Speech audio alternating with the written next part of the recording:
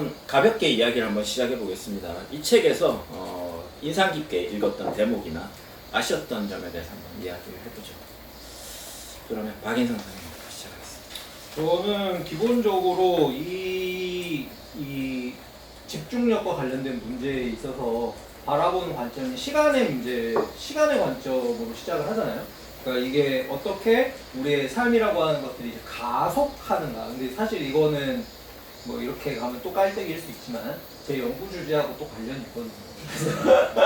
시간, 그렇죠. 제 박사 논문의 주제가 시대착오. 시대착오인데 시대착오가 생겨나는 근본적인 이유는 우리가 기존에 살고 있었던 어떻게 보면 전근대적이거나 근대 초창기의 삶의 속도, 어떻게 보면 우리가 느끼는 표준적인 삶의 속도가 오늘날 너무나도 빨라졌다고 느끼게 되는 거. 근데 이거를 근본적으로 다르게 표현을 해주면은 과거의 경험에 대해서는 우리가 점점 평가절하하게 되고 미래에 대한 기대의 지평은 점점 더 과대평가받게 된다는 거죠.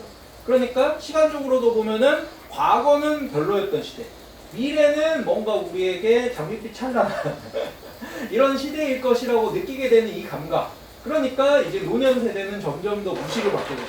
너네가 겪었던 게 그게 뭐라고, 나 때는 이런 이야기 좀 그만해, 너네 꼰대야? 너 꼰이야? 이렇게 되는 것도 그런 거고, 이제 젊은 세대들이 가지고 있는 이 빠른 감수성이라고 하는 거를 쫓아가는 게 MZ하다, 힙하다 아니면은 뭔가 더 긍정적인 방식으로 이야기를 하게 되는 이 어떤 우리 시대적인 이 감수성의 배경에 있는 게 사실은 근본적으로는 이 시간에 대한 가속이라고 하는 것들을 우리의 일반적인 인지의 속도라던가 아니면 우리가 거기에 이제 적응하는 속도가 따라가지 못하기 때문에 발생하는 어떻게 보면 근본적인 구조화, 이제 그게 이제 제가 생각하는 시대착오인데, 그 시대착오 같은 것들의 관점에서 오늘날의 이 너무나도 빠른 속도에 인간이 적응하기 위하여 한정된 집중력 자원을 뭐라고 해야 될까요? 그러니까 말 그대로 탕진하지 않으면은 이 속도에 적응할 수 없게 되어버리는 이 상황, 이 상황에 대한 어떻게 보면 배경 설명을 그런 어떤 시간에 대한 이야기로 하고 있다는 거. 동시에 이제 문학 이야기가 또 나오잖아요. 소설이 불가능한 시대가 됐다는 거. 근데 소설이 불가능한 시대인데 이 사람은 또 기대를 걸고 있는 거죠. 소설을 읽음으로써 우리는 어떻게 다시금 뭔가 이 시간 감각을 되찾고 혹은 타자에 대한 공감 능력, 이건 이제 공감 능력이라는 말을 여기서는 그냥 쓰더라고요. 그러니까 뭔가 우리가 근본적으로 이 빠른 시간 안에서 일상의 속도에서 타자에게 깊이 있게 관련되고 관여하고 그 사람의 삶을 들여다보고 이해할 수 있는 이런 그런 집중력이라는 거는 도저히 불가능한 거니까 오늘날에는. 그러니까 반대로 독서를 하는 이 시간만큼은 상대적으로 단절된 시간을 경험을 하는 거고, 이 단절된 시간 안에서 타자에 대한 어떻게 보면 나의 관심과 집중력이라고 하는 것들을 다시금 이제 내 삶에 연결할 수 있게끔 만들어주는 그런 어떤 기회의 순간으로 독서 같은 것들을 되게 좀 고평가? 과대평가? 한다라는 느낌도 있었어요. 그러니까 이게 이제 제가 어쨌거나 애들한테 책 읽히는 걸 가르치고 글쓰기를 가르치는 사람으로서 느끼는 어떻게 보면은 양가 감정인 것 같아요. 그래서 한편으로는 저도 그게 애들한테 좋은 거라고 말해야 하는 입장에 있고, 너네가 책을 읽고 글을 쓰는 이 순간들을 통해서 핸드폰을 보고 뭐 이런 쇼츠를 보는 것보다 더 밀도 있는 시간을 경험하게 될 거야, 그게 너네들에게 정말 좋은 일이야 라고 말을 해야 하는 사람인데도 불구하고 이게 잘 안 되는 되게 물질적으로 아주 높은 장벽 앞에 있잖아요. 그러니까 그 이야기를 들었을 때 사실 이 책의 이 말이 참 맞는 말인데 이거 과연 실현한다라고 하는 거, 그러니까 이 책이 결국엔 그 이야기를 계속 하고 있지만 그 어려움을 더 환기하게 되는 지점이어가지고 저는 읽으면서 그 부분에 아무래도 좀 꽂히게 되더라고요. 이거 제 얘기를 잠깐 하자면 저는 좀 공감을 했거든요. 왜냐하면 제가 요즘 방학 때 탐구 공동체라는 걸 학교에서 제안을 받아가지고 학부생들이랑 이제 단편 소설 쓰기를 해요. 그걸 이제 8주 동안 해야 되는데 이제 주제를 찾는 거에서 애들이 너무 고통스러워하는 거예요. 주제를 못 찾지. 그러니까요. 그래서 이제 여태까지 30명 이상의 강의만 하다가 처음으로 9명을 데리고 강의를 이제 하면서 한 명 한 명이랑 대화를 하기 시작을 했는데 예를 들어 이제 학생들이 제일 많이 찾아온 주제는 이런 거예요. 욕망에 탐닉하면 파멸한다. 뭐 이런 주제를 갖고 와요. 그러니까 일단 이제 그래 이럴 수 있어 하고 욕망이라도 좀 네. 가지고 있으라고. 그 욕망도 없으면서. 누르면서 이제 다음 얘기를 해요. 그거는 이제 우리가 다 아는데 파멸하는 사람들 대부분은 욕망 때문에 파멸하고 자기 자신도 잘 안다고. 그러니까 도박하는 사람이나 마약하는 사람이 그걸 모르고 시작하진 않는다고. 정치하는 사람들도 마찬가지고. 그걸 모르고 시작해서 파멸하진 않는다. 그러면 그 사람들 왜 그래? 라고 물어보면 그때부터 세상 고통스러운 표정을 짓는 거야. 그러니까 이 친구들이 거기까지 그러니까 나는 여태까지 과제를 내면 주제를 너무 못 찾는 게 한 학기 내내 코멘트를 해줘도 그래서 이 친구들이 왜 이럴까 혹은 좀 약간 짜증스러운 것도 있고 그랬는데 가만 보니까 얘네들 나름대로 최선을 다해서 생각을 했던 거예요. 그게 저한테 계속 코멘트를 받으니까. 근데 한 번도 거기까지는 생각을 안 해본 것 같더라고요. 그러니까 이 어떤 현상의 표면이 있으면 그 이면으로 들어가는 것 있잖아요. 그거에 대한 훈련이 애들이 안 돼 있구나라는 생각을 했어요. 근데 제가 지금 하고 있는 애들이 대부분 학부생으로 최소가 2학년이고 보통은 이제 3학년에서 5학년 사이거든요. 근데 대학교 학부생들이 그런 생각을 하거나 그런 훈련을 한 번도 받지 못했다는 게 그게 저는 좀 충격이었던 거예요. 글쓰기 수업에서 해요. 하라고 하는데 문제는 방금 이제 8명 데리고 한다고 했죠. 글쓰기 수업은 기본 30명, 40명, 많으면 50명 반에 그러니까 제가 공감하는 게 뭐냐면 첫 번째는 독서도 독서인데 이게 관계성의 문제인 거예요. 관계성이 우리는 옅고 먼 읽어져 다 대형화되고 이게 대학에도 사실 대학 교실에도 자본 논리가 침투됐기 때문에 대형 강의를 할 수밖에 없는 거잖아요. 그렇죠. 과거에는 강사들 많을 때는 아니랬단 말이에요. 대학 강의도. 저 때만 해도 10명짜리 강의가 있었잖아요. 요즘 10명이면 폐강이에요. 폐강. 네. 그러니까 관계성이 점점 없어지는 인강이 다 다름없어요 사실은. 대학 강의가 어떻게 보면. 그러니까 다 PPT로 해야 돼. 그렇죠. 그러니까 관계성이 점점 교육 현장에서도 멀어지고 그러니까 독서의 깊이도 얕아지고 이 악순환이 반복되면서 그러니까 학생들이 아는 건 많은데 이게 한꺼풀 들어가는 거 있잖아요. 그거가 약하다는 생각이 들어요. 가공하거나 거기서 의미를 발견하거나 질문으로 그렇죠. 나아가는 그게 발전시키는 네. 그래서 이번에 탐구 공채를 약간 좀 즐겁게 시작하진 않았지만 쌤은 뭐 왜 그렇다고 생각하세요? 요즘 친구들이. 그러니까 이제 그거를 저도 고민하고 있는 거예요. 처음으로 그걸 맞닥뜨렸고 3주 동안 이제 학생들이랑 하면서 첫 번째는 관계성의 문제일 것 같다. 왜냐하면 우리가 뭐 교수님한테 배우진 않았어도 그래도 우리는 뭐 학생의 선배라든가 아니면 동아리 선배라든가 저만 해도 영화 서클을 했지만 같이 하면서 이제 주제를 파악하는 거라든가 의미를 파악하는 거 영화제 같은 걸 준비하면 팜플렛을 써야 되고 그러려면 이제 이야기를 많이 하고 토론을 많이 했었단 말이죠. 영화를 하나를 파악하기 위해서. 그러니까 그런 경험들이 요즘은 없는 것 같아요. 학생들한테 물어보니까. 그러니까 사실 우리가 대학에 와서 수업 시간에 배우는 거는 선생님들은 가르쳐 주지만 우리가 그걸 다 못 받아들일 때가 많잖아요.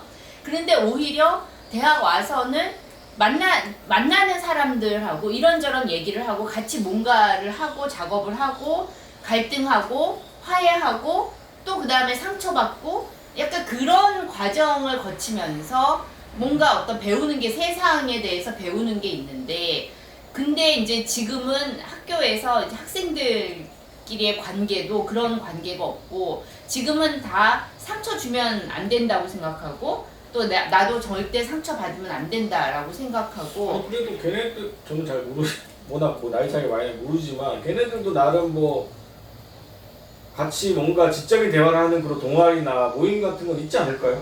별로 없어요. 없어요?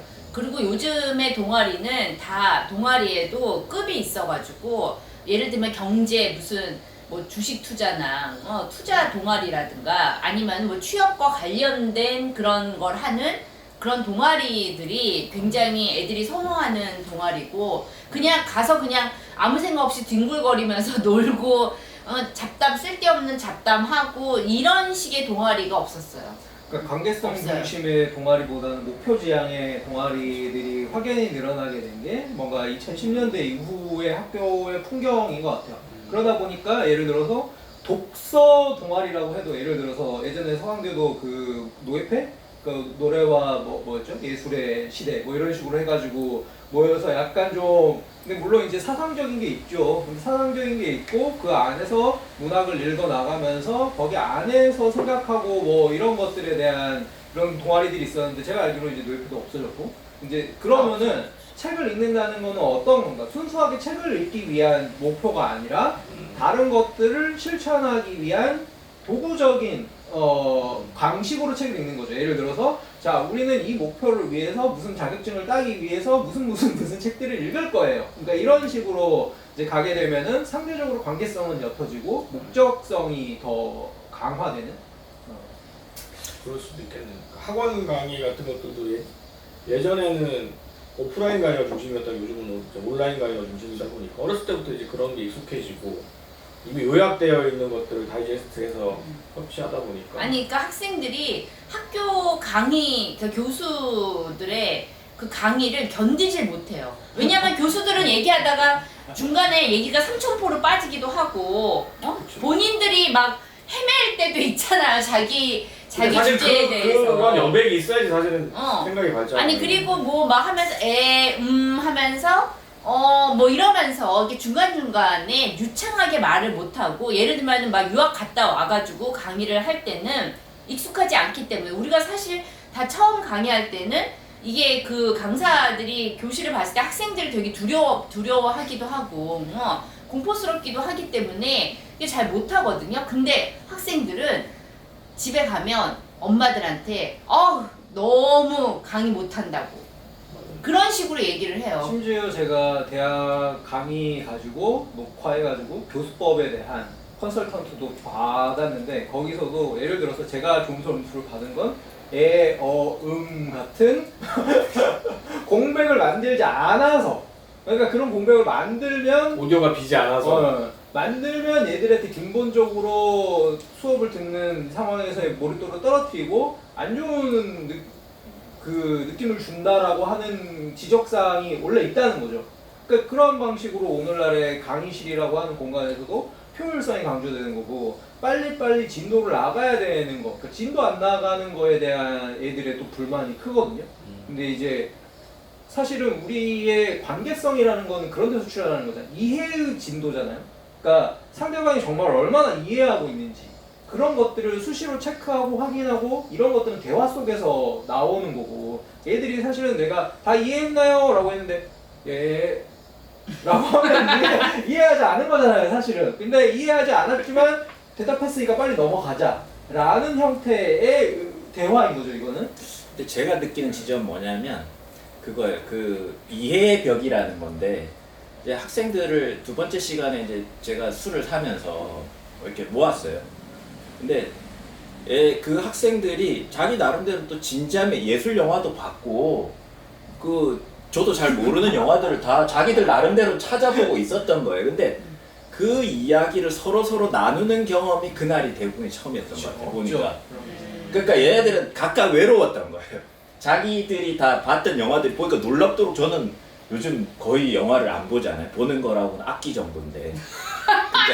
왜요? 영화하고 네. 히어로 영화 정도는 보잖아요. 네, 그 정도를 보는 건데 이 친구들은 그러니까 그 7명 정도 앉아있던 그 친구들은 훨씬 딥하게 보는 거예요. 영화들을. 마치 제가 대학교 다닐 때처럼. 그치. 근데 이제 차이점이 뭐냐면 우리는 때로 가서 보고 술 먹으면서 때로 이야기하는 경험이 있는데 이 친구들은 이제 그걸 이제 그날 비로소 서로 확인을 하더라고요.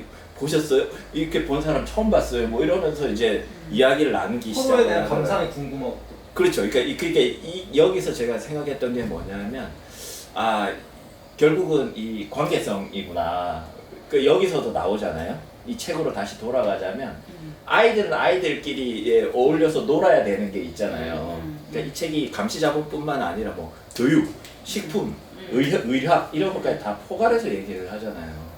그러니까 이게 사실은 13세에서 끝나는 게 아니라는 생각이 들었어요. 이 책을 읽으면서 내가 느낀 감상은 뭐냐면 20세는 20세대로 또 해야 되는 게 있는 거예요. 그러니까 어른의 잣대로 볼 게 아니고 20세는 20세대로 또 지들끼리 관계성을 발전시키면서 놀고 이야기해야 되는 지점이 있었어야 된다는 생각이 드는 거예요. 그러니까 거기서 가만 생각해보면 저도 이제 그러면서 포커싱이 발달했던 것 같거든요. 영화를 분석하는 거라든가 스토리텔링을 하는 거라든가 이거는 누가 시켜서 한 게 아니고 제가 알아서 공부를 했던 거니까. 그래서 저는 사실 이 책을 읽었고 지금 요즘 이거를 탐구 공동체라는 걸 하면서 사실 많이 비교가 됐어요. 내가 요즘 친구들이 그러니까 내가 뉴진스를 좋아하고 걔네들의 음악을 듣는다고 해서 요즘 친구들을 이해하고 있는 게 아니구나라는 거를 그러니까 자란 환경이 다르기 때문에 저는 이 책이 얘기하는 과거 경험 친구끼리 모여 놀고 뭐 20세, 20세끼리 또 모여서 술 먹고 떠들고 하는 그런 과거 경험을 해온 세대이고 그 친구들은 또 이 책에서 얘기하는 것과 비슷한 경험을 해온 세대이니까 여기서 생기는 이 갭이 있었던 거고 그걸 제가 강의실에서 이해를 못하고 있었던 것 같아요 보니까. 네, 그래서 그 해결책은 저도 이 책처럼 잘 모르겠어요. 뭔가 같이 손을 그러니까 이 잡고 책도 변해야 되는데 결국에는 뭐 딱히 어떤 해결책이라는 게 없는 거야. 그게 어떻게 해결책이 해결책이라고 중간 지점에 이제 나오죠. 다른 전문가들의 말을 빌려서 이야기를 하긴 하죠. 다른 전문가의 말을 빌려서 감시 자본주의를 즉각 중단하는 규제해야 혁명이죠, 혁명. 응. 페이스북 폭파하고 트위터를 중단시키고. 저는 그 지점이 되게 아이러니한 게 일론 머스크가 얼마 전에 트위터 이거 열람을 하루에 해가지고 몇 건으로 제한시켰잖아요. 네.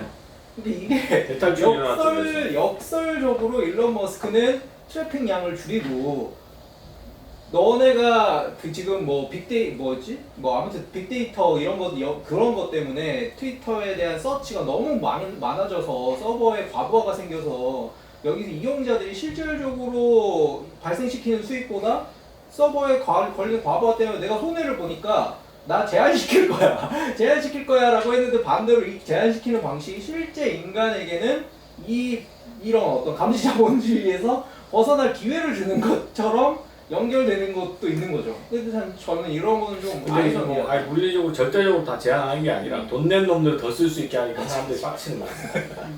돈 낸 놈들은 무제한 쓸 수 있는데 돈 안 낸 놈들은 제한을 하니까 사람들은 그런 거 못 견디잖아요. 차별이라고 생각하니까 불평해요. 그래서 다 스레드로 지금 넘어가서 주커버그가 둘이서 맞짱 뜨겠다고 한 이후에 사실상 판정승은 주커버그다. 하지만 여기 이제 주커버그 사례를 보면 주커버그야말로 진정한 그러니까. 감시 자본주의의 나쁜 놈이다. 다 똑같지 뭐. 근데 저만 말했어요. 첫 번째 질문. 제가 말하자면 첫 번째 질문이 뭐였지? 그냥 이 책에 대한 이 자료 책에 대한 아. 뭐 느낌? 어. 일단 저는 이제 뭐 중간중간에 나온 사례들이 되게 재밌었어요. 그래서 여러 가지 논문들을 인용을 많이 하는데 이게 좀 흥미로운 실험들, 논문들이 많아서 나중에 참고할 수 있을 만한 사례들이 많다는 생각? 그래서 좋았고요. 근데 이제 다만 이 사람 자기 얘기를 너무 중간중간에 많이 해서 약간 TMI다. 뭐 자기가 뭐 디톡스를 하고 그거 앞에는 솔직히, 완전 그런 얘기잖아. 네, 솔직히 뭐 그건 앞부분에 살짝 들어가는 것까지 괜찮은데 그거를 중간에도 넣고 마지막에도 넣고 계속 이제 그 얘기를 하니까 또 자기가 소설 썼다는 얘기도 네, 자기가 소설 썼다고 누가 물어봤냐고 안물안궁 그거를 굳이 자기가 이 어떤 감시 자본주의 빠져나왔었고 이런 것들 선지자로서 경험했다라는 것들을 과시하는 느낌이어서 별로 이렇게 나는 이렇게 재밌지 않았다. 나중에 좀 듣기 좀 짜증났다라는 생각이고요. 좀 여유를 가지세요. 제가 좀 화가 많아서 좀 잘난 척하고 이런 애들 못 견딥니다. 뭐야 자기가 잘난 척하면서. 그래서 잘난 척하는 애라서 잘난 척하는 애가 싫은 거야. 그리고 그 아까 이제 박인호 선생님 말씀하시면서도 약간 느꼈는데 좀 과거의 이 매체들을 좀 낭만화하는 경향이 있어요. 이 사람이 소설에 대해서도 그렇고 문자 매체에 대한 과도한 낭만화가 있다. 그래서 사실 예전에 음성 문화, 그러니까 구술 문화가 주류였던 시대에 텍스트가 처음 등장했을 때는 그때 당시 꼰대는 이렇게 얘기했을 거예요. 혼자 앉아가지고 저렇게 책만 읽는 놈들 때문에 공동체가 파괴된다. 맞아요. 우리가 같이 뭐 앉아가지고 같이 이야기를 나누고 이렇게 해야지 사회생활을 하는 거고 사실 그 시절에도 사실 그것이 교류였을 텐데 책이라는 것은 글자 그대로 그냥 혼자서 읽는 거잖아요. 묵독하고 그거 자체가 사실은 개인의 탄생과 관련이 있잖아요. 다들 아시다시피 이 문자 텍스트라는 것이 사실은 굉장히 때문에 사람을 고립시키는 텍스트인데 이것이 처음 탄생했을 때는 사실 그래서 반사회적인 영향을 끼쳤을 거라고 생각을 합니다. 근데 그 거기에 그렇게까지 대해서는 반사회적인 건 아니지. 그때 당시 맥락에서는 그때 사회성에 비춰서는 반사회성적인 특성이 있었을 거라는 거죠. 이 책이라는 매체 자체가. 근데 이거를 이제 지금에 와서는 다시 이제 이게 굉장히 어떤 사회적인 텍스트인 것처럼 얘기하는 것 자체가 좀 너무 억지스럽다. 그러니까 TV가 처음 등장했을 때 사람들이 바보 상자라고 막 비난했잖아요. 책을 안 읽고 사람들이. 그리고 라디오가 가지고 있는 어떤 따스함. TV가 라디오 스타들이 준비한 노래도 있잖아요. 그런 무슨 어떤 노래지? 뭐 그런 노래. 그 양반 원히터 원더예요. 비디오 키스 비디오. 레디오. 아니야 비디오 아니야 그 원히트 원더러 아니야. 그거밖에 없어요. 그래? 아무튼 그런 방식으로 새로운 매체가 등장했을 때 사람들이 의뢰 얘기하는 저게 상투적인 비판처럼 들린다는 거죠. 이 책에 대한 어떤 과도한 어떤 칭찬 같은 것들이. 그래서 저는 그 부분에 있어서는 좀 동의하기 어렵다. 왜냐하면 사실 뭐 마샬 맥루한 같은 사람들도 그렇고 어쨌든 매체라는 것이 다양해지면 그만큼 우리의 연장이 많아지는 것이고 감각기관이 더 늘어난다라고 볼 수도 있는 거죠. 그래서 사실은 병행을 할 수밖에 없는 거죠. 결국은 우리가 책만 있었던 시기에는 책만 읽겠지만 책도 있고 TV도 있고 유튜브도 있고 하던 시대에는 그것이 분산될 수밖에 없는 것이고 그 중에서 이제 어디에 더 이제 경도되는가 그런 문제들이 있겠지만 그것은 또 다른 변론으로 다뤄야 될 부분이다. 또 한 가지는 이 책 읽으면서 계속 생각났던 매체가 하나 있어요. 악시오스라는 요즘 미국에서 굉장히 핫한 매체인데 이 매체가 최근에 그 미국의 미디어 관련된 펀딩을 모두 다 그 블랙홀처럼 빨아들이고 있거든요. 엄청나게 잘 나가는 신생 뉴미디어인데 다른 매체들은 뭐 뉴욕타임스, 워싱턴 포스트 정도 빼고는 다 망했거든요. 새로 이제 생겨났던 뉴미디어 시대의 그런 뭐 허핑턴 포스트라든가 이런 매체들이 다 망했어요. 펀딩이 안 돼가지고 버즈피드는 뭐 이런 유명했던 이 뉴미디어들이 다 망했는데 왜 그럼 악시오스는 성공했느냐? 이 사람들의 기사가 200자예요, 200자. 그리고 제목이 3단어 이상 넘어가지 않아요. 그러니까 어떤 주제든 다 그렇게 짧게 요약을 해서 제기를 하고 아침에 일어나면 이제 사람들이 악시오스를 보면서 시작을 하는 거죠.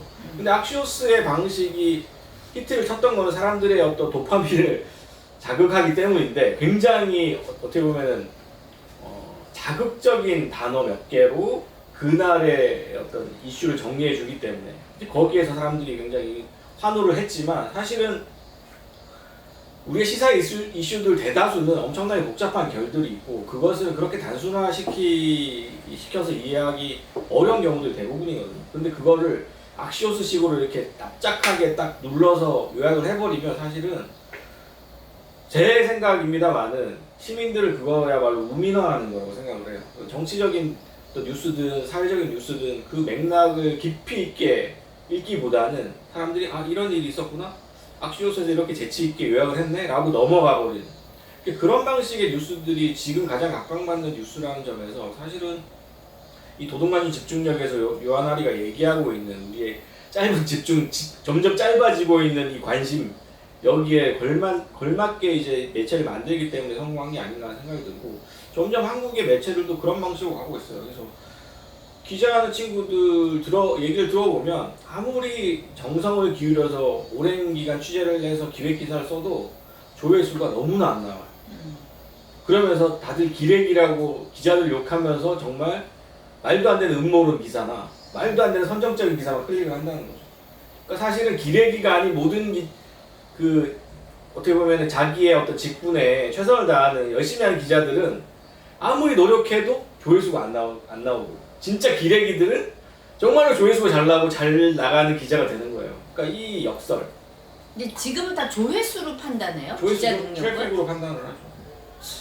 그러니까 이게 지금 저는 유튜브의 적도 유튜브 내부에 있다. 그래서 유튜브 크리에이터들이 지금 쇼츠 생산자들에게 밀려가지고 가고 있거든요. 내가 봤을 때 그치. 시대의 맞아요. 추세에서 그러니까 우리가 흔히 알고 있었던 유튜버들은 근본적으로는 10분 이상의 롱텀 컨텐츠를 만들어가지고 자기 캐릭터도 그거를 통해서 전달하고 충성도 있는 팬들도 만들고 컨텐츠의 개별성이라던가 뭔가 개성을 보여줌으로써 이 영상을 계속 지속해서 볼 수 있게끔 만들어주는 몰입의 강도를 구성했잖아요. 근데 반대로 유튜브에서 쇼츠 시장이 잘 나가면서 이제 긴 롱텀 컨텐츠들이 다 절로 가고 있다는 거죠. 그러니까 유튜브의 기본적인 크리에이터들을 유튜브 안에 있는 또 다른 크리에이터들이 몰아내고 있고 이 과정에서 결국 등을 보고 있는 건 누구냐? 구글밖에 없다.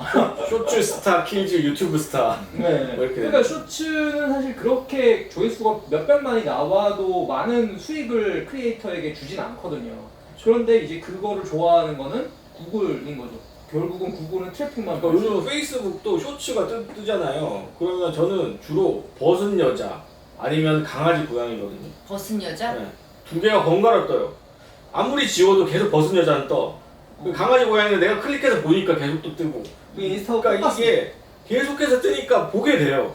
눈이 갈 수밖에 없죠. 너무 귀여운 고양이들이 막 와가지고 막 뒹굴고 이러니까 볼 수밖에 없는데 이게 사실은 계속 보다 보면 계속 뜨게 되는 거죠. 이 사람이 그 시각이 머문다는 것을 인지하고 계속해서 이제 띄우게 만드는 건데, 그러니까 사실은 이런 것들이 뭐 하나하나 모이면은 결국은 이런 식으로 집중력이라는 것들이 도둑맞게 되는 것이고, 결국 그것이 과거에는 다른 일에 쏟을 수 있었던 우리의 관심과 이런 집중을 결국은 멍하니 그냥 멍 때리면서 이런 쇼츠나 보면서 낭비하게 만든다는 점에서 굉장히. 근데 이게 여기에서도 그런 얘기 사례가 나오는데 그게 70년대인가? 80년대 이제 프레온가스가 냉매제로 썼던, 그리고 헤어스프레이나 이런 데 들어갔던 프레온가스가 이제 그거를 오존층을 파괴한다. 이제 그런 연구 결과가 나왔고, 그 문제에 대해서 많은 사람들이 이제 뉴스나 이런 걸 보고 인지하고 그거를 어떤 하나의 이슈로 만들고, 그리고 그에 대해서 시위를 하고, 그렇게 해서 결국에는 프레온가스가 없어진 거 아니에요. 더 이상 사용하지 않게 되는. 그러니까 어떤 것들이 사회적으로 어떤 문제가 있다라고 하는 걸 발견을 하고, 그걸 중심으로 사람들의 의견이 모이고, 그것들이 하나의 어떤 실천적인 어떤 그런 운동으로 바뀌기까지는 시간이 걸린다는 거예요. 그게 바로 집중력이라는 거예요. 여기서는 중간 나오지만 개인의 집중력의 문제뿐만 아니라 이 사회가 우리에게 당면한 어떤 하나의 문제에 집중할 수 있게 하지 못한다는 게 문제라는 거죠. 그러니까 그렇죠. 지금은 어떤 사회적인 문제가 발생했을 때 그 문제에 많은 사람들이 집중할 수 없게 만든다는 이제 한 것도, 달만 지나면 피곤해. 그냥 모든 좀- 게 다 사라지는 거예요. 그런 그만 식으로. 좀 이야기해 그거 이렇게 되는 거예요. 아무리 심각한 사회적 현안이었고 심지어 세월호 참사 같은 그런 일들이 벌어졌는데 그러니까 이태원 참사 같은 경우도 최근에 또 지금 아무도 그런 얘기를 안 하고 그게 어떻게 돌아가고 있는지, 그러니까 그런 초반에 냄비 끓듯이 그렇게 거기에 집중했던 사람들의 이런 논의들이 없어진 거예요. 그냥 하루아침에 물론 그걸 계속 하는 사람들도 있지만 그 집중을 못 받는 거죠. 그러니까는 이게 적체된 그런 문제들이 예전에는 이 문제에 대해서 우리가 같이 논의하고 토론하고 그러면서 어떤 나름의 뭐 제한적인 아주 해결책을 발견하려고 하고 그런 게 있었다면, 지금은 문제만 있고 그 문제가 다른 문제로 계속 덮이니까 이게 안 되는 거예요. 그러니까 그런 식의 우리 사회의 집중력이 떨어졌다라는 것도 사실은 문제인 것 같아요.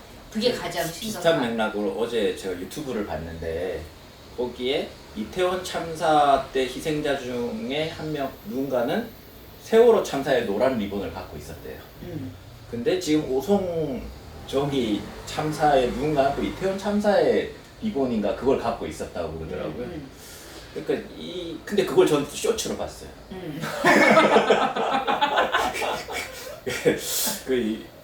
뭔가 좀 읽으면 읽을수록 저는 여러 가지 이 책과 비교해서 충돌이 많이 생기는데, 저는 그런 생각이 들었어요. 제가 올해만큼 저는 생산적인 해가 없었는데 쇼츠를 엄청 보거든요.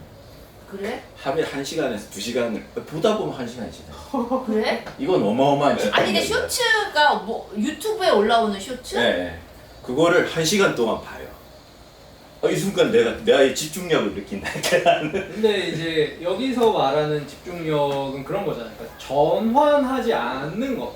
그러니까 전환하지 않고 어떠한 형태의 컨텐츠 몰입을 유지하는 거를 이제 집중력이라고 말하는데, 쇼츠는 이걸 넘기는 순간 이 사람의 주장으로는 전환되기 때문에, 전환됨으로써 뇌가 거기에 대하여 이제 적응하고 새로운 얘는 뭔가를 받아들이려고 하는 형태. 그럼 1분마다 계속 전환을 하는 거야?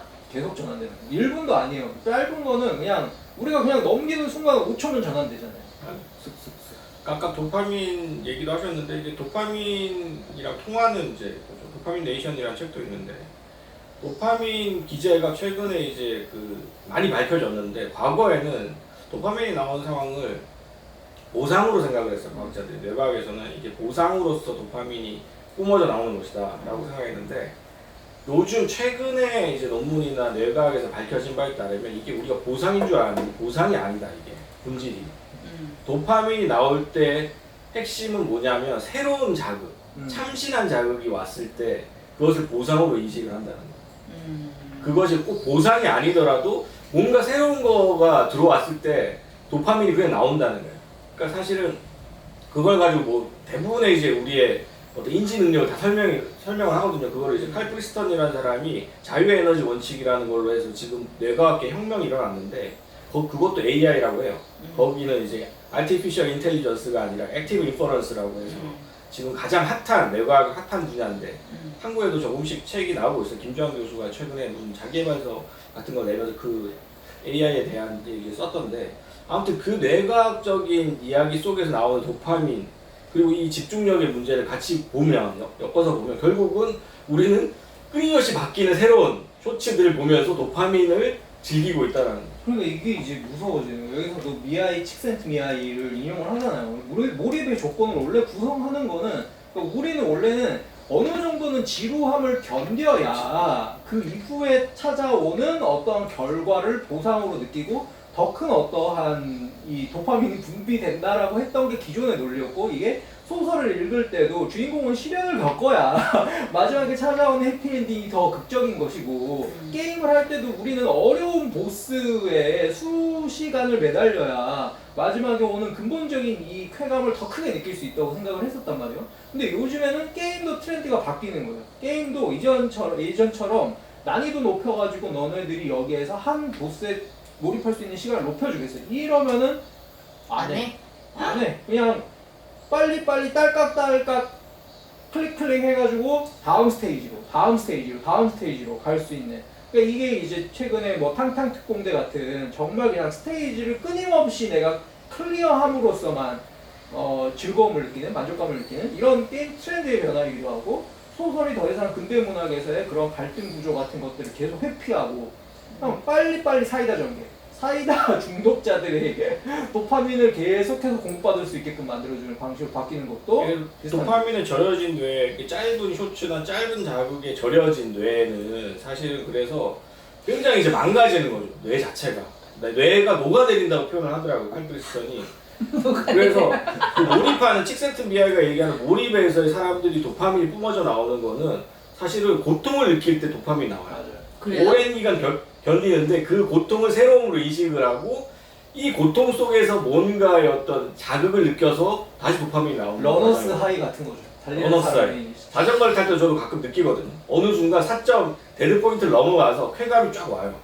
그걸 겪어야지 사실 어떤 성취 같은 것들도 이어지고, 그것이 또 다른 어떤 도파민 체계로 이어질 텐데, 생산적인 도파민 체계로 이어지는데, 짧은 도파민 주기에 익숙해지면 뇌가 점점 녹아내리는 거죠. 그래서 신경이 전달되는 그런 것들도 작아지고 짧아지고 적어진대, 숫자가.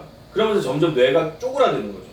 그러다가 이제 사람이 이제 뇌가 완전히 마약에 찌든 것처럼 망가지는다고 하는데, 그 사실은 쇼츠라는 게 되게 무서운 과정인 거죠. 그걸 계속 본다는 것 자체가. 근데 여기서 얘기하는 것들도 결국은 그런 도파민 경제, 여기에 뇌가 절여지게 되면 사실은 우리 개인의 머리만 망가지는 것이 아니라 사회 전체가 망가질 수밖에 없다. 뭐 이런 이제 아니 논쟁을 근데 얘기하거든요. 여기서 이 니르라는 사람 있잖아요. 니르라는 사람이랑 이 사람이 이제 얘기를 하는데, 그 니르라는 사람이 한마디로 어떻게 보면은 자기도 이제 스마트폰에 이제 이렇게 자기 집중력을 빼앗겨서 자기 아이 이랑 같이 이제 뭘 같이 독서인지 뭘 토론인지를 하려고 했는데 그 순간 아이가 뭐 질문을 했는데 자기가 뭘 이렇게 검색을 하는 사이에 아이가 그냥 가버렸다. 그래서 그 순간 위기를 느꼈다. 막 그러면서 이제 여러 가지 명상도 하고 뭐 하면서 그런 어떤 해결책을 나름의 해결책을 그 IT 업계 실리콘밸리 있는 사람들한테도 이제 막 하는데 줬는데 문제는 이 사람이 바로 이 집중력을 없애는 그런 기술을 개발하는데 일조했던 사람인 거잖아요. 그래서 나중에 여기에 나온 많은 사람들과 항상 서로 이제 그런 긍정적인 좋은 그런 정보라든가 얘기를 들었는데 이 사람하고는 되게 격렬한 대화를 이어나갔다 해서 심지어 이 사람과 그 대화를 자기가 자기 블로그인지 어디에다가 전편을 다 녹음한 거를 내가 올렸으니까 니네가 한번 가서 들어봐라. 그러니까 이 정도로 이 사람이 이제 이 사람 대화에서 빡친 게 느껴졌거든요. 근데 나는 여기서 더 기가 막혔던 건 이 사람뿐만 아니라 이 사람이 그래서 자기 아이들이라든가 이거를 어쨌든 상위 몇 프로 그 기술 개발에 이제 그 참여했던 사람들은 그 기술이 얼마만큼 파괴적인지를 인간의 뇌를 지금 뭐 마약에 찌는 것처럼 그렇게 얼마나 빨리 만들 수 있는지를 너무나 잘 알고 있기 때문에 자기 애들한테는 뭐 몇 살 이전까지는 그거를 맞아요. 핸드폰을 못 못 쓰게 보게 한다, 스마트폰을 못 보게 한다든지 그걸 굉장히 엄격하게 제한을 한다는 거예요. 그 기술을 개발의 핵심에 있는 사람들이 그래서 거기서 완전 분노 얼마 전에 주커버그도 사람들 빡치게 했잖아요. 자기 가족 사진 올리는데 아이들 얼굴 다 가리고 이랬더라고. 그러니까 이게 이제 쉐어런치라고 해서 부모가 아이 얼굴 마음대로 이렇게 소셜미디어나 페이스북에 공개하는 거 자체가 굉장히 위험한 일인데 지금까지 주커버가 만든 페이스북이나 플랫폼에 사람들이 다 그렇게 했단 말이에요. 근데 자기는 정작 자기 아이 얼굴을 철저하게 가려가지고 사진을 올리는 거예요. 결국은 돈은 그렇게 벌어놓고 남들을 다 이렇게 공개하게 만들어서 벌어놓고 자기 아이들은 그렇게 철저하게 보호하는 걸 보면서 되게 진짜 위선적이다. 이 책에서 아주 본격적으로 다뤄지진 않았지만 근본적으로 그 이야기를 하고 있죠. 누가 더 집중력을 더 도둑맞느냐, 더 가난한 사람들. 만약에 이 책을 한국 사람이 썼으면 한국 사람이 자기개발서처럼 썼으면 집중력을 도둑맞으면 인류대 못 간다. 그렇게 했을 거예요. 그러면 또 더 잘 팔렸겠죠. 우리 아이는 어렸을 때 이 집중력을 도둑맞으면 공부를 못하고 뇌가 녹을 테니까 절대 안 돼. 핸드폰 뺏어야지. 이런 이제 학부모들이 이런 책을 읽히면서 열심히 독서 토론하고 그런 얘기를 했을 겁니다. 근데 이제 이 사람은 그런 유혹에 넘어가지 않고 맨 마지막에 자기개발서 얘기를 하죠. 자기도 자기개발서처럼 쓸 수 있지만 그렇게 쓰지 않았다.